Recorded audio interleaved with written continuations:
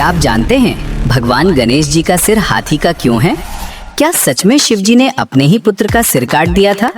और फिर कैसे एक साधारण बालक बना संपूर्ण सृष्टि में प्रथम पूज्य देवता?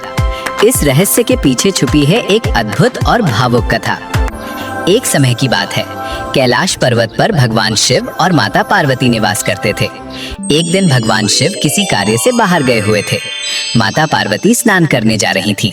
उन्होंने सोचा, जब तक मैं स्नान करूं, कोई भीतर ना आए। तभी माता पार्वती ने अपने शरीर के उपटन यानी चंदन और हल्दी से एक सुंदर बालक की रचना की। उन्होंने उस बालक में प्राण डाले और वो जीवित हो उठा। वो दिव्य बालक कोई और नहीं, स्वयं भविष्य के गणपति थे। माता पार्वती ने स्नेह से कहा, वत्स, तुम मेरे पुत्र हो। जब तक मैं स्नान करूं, किसी को भी अंदर मत आने देना। बालक ने हाथ जोड़कर कहा, माता, आपकी आज्ञा का पालन होगा। कुछ समय बाद भगवान शिव लौटे। वे अपने ही निवास में प्रवेश करने लगे, लेकिन द्वार पर खड़े उस बालक ने हाथ उठाकर उन्हें रोक दिया। रुकिए, माता की आज्ञा है, कोई अंदर नहीं जा सकता। भगवान शिव मुस्कुराए, मैं इस घर का स्वामी हूँ। लेकिन बालक अडिग था, जब तक माता की अनुमति नहीं, कोई प्रवेश नहीं करेगा। शिवजी के गण यानी नंदी और अन्य ने समझाने की कोशिश की, पर बालक अटल खड़ा रहा। अब स्थिति गंभीर हो गई। भगवान शिव के गणों और उस बालक के बीच युद्ध हुआ, पर वो बालक असाधारण शक्ति वाला था। उसने सभी गणों को पराजित कर दिया।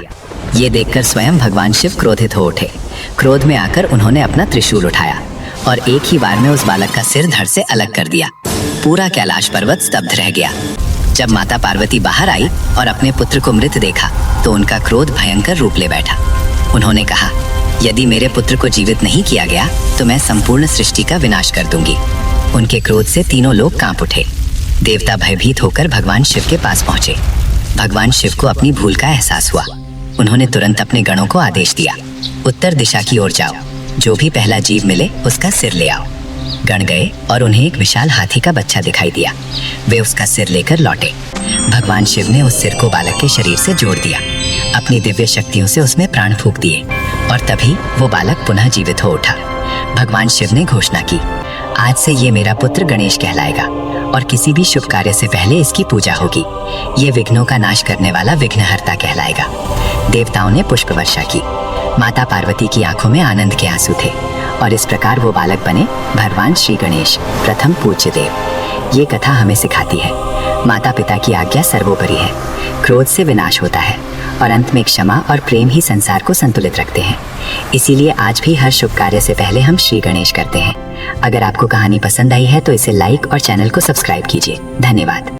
जब भगवान गणेश जी अपने मूषक पर बैठकर बाजार की ओर जा रहे थे, तभी उन्होंने देखा कि एक चींटी पानी की धारा में फंस गई है। वो बहती जा रही थी और बहुत डर गई थी। गणेश जी तुरंत नीचे उतरे। उन्होंने पास पड़ी एक पत्ती उठाकर धीरे से पानी में रखी। चींटी उस पत्ती पर चढ़ गई और सुरक्षित बाहर आ गई। चींटी ने हाथ जोड़कर धन्यवाद कहा। गणेश जी मुस्कुराए और बोले, छोटा हो या बड़ा, हर जीव की मदद करनी चाहिए।